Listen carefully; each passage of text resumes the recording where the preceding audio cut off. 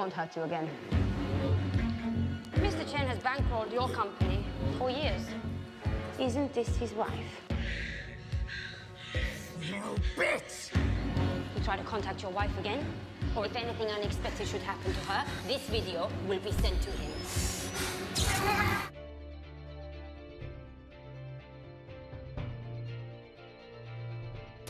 So many things. I think people kind of, what I find fascinating about her is that she's completely unlikable, really. She's not the classic protagonist. There's nothing which means that she's soft and warm and cuddly and something that people kind of idolise in any way.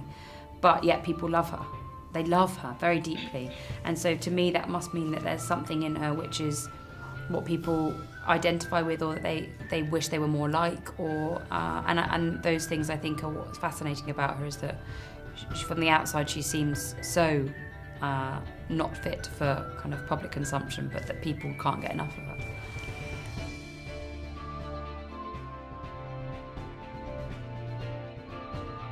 I think that happens by virtue of the fact that in this film that she's the centre of the drama, that she's not the kind of viewed from the outside as much as she normally is. Normally she's kind of the fascination of Michael Blomvik and his inspiration, and people kind of look at her from the outside and go, wow, isn't she strange? Whereas in this one, her irregularity and her idiosyncrasies are what the audience are allowed to digest. You're allowed to watch her in her home alone and see her in her own environment and see her having personal interactions that you never really got a chance to see before. She was always seen from behind glass, really. And so I think that makes her more human, because you live with her more. I didn't actively try and make her more human. I think that was a real element of her character anyway, but I think you just see more of her, really.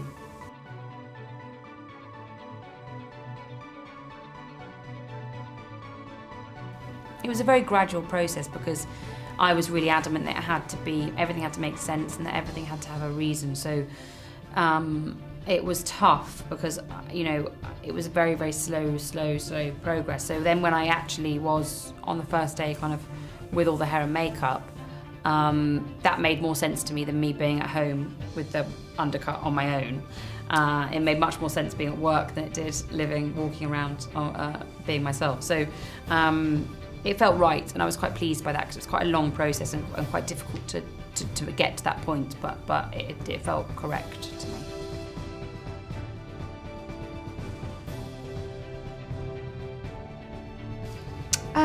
No. I've seen Atomic Blonde, I thought it was great.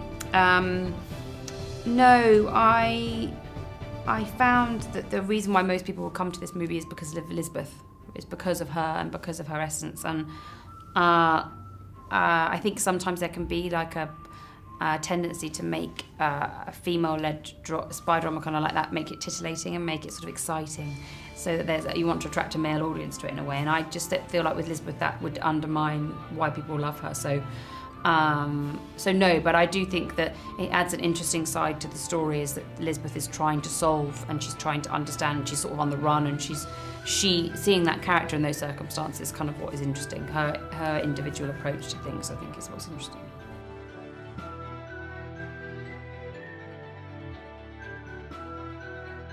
I mean, there's so much in Lisbeth to still find out and know, and as an actress, I think the other actresses who played her will attest to the fact that you'll never get to the bottom of the character. You'll never be able to truly get to the point where you feel like you've done her justice, or that you've understood every element of her character. So there's definitely more to learn and find out about Lisbeth, but I'm just doing this one at the moment.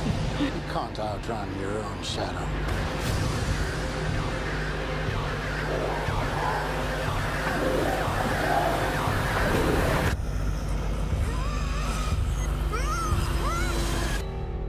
Why is it, Lisbeth? Why is it spiders don't get stuck in their own webs?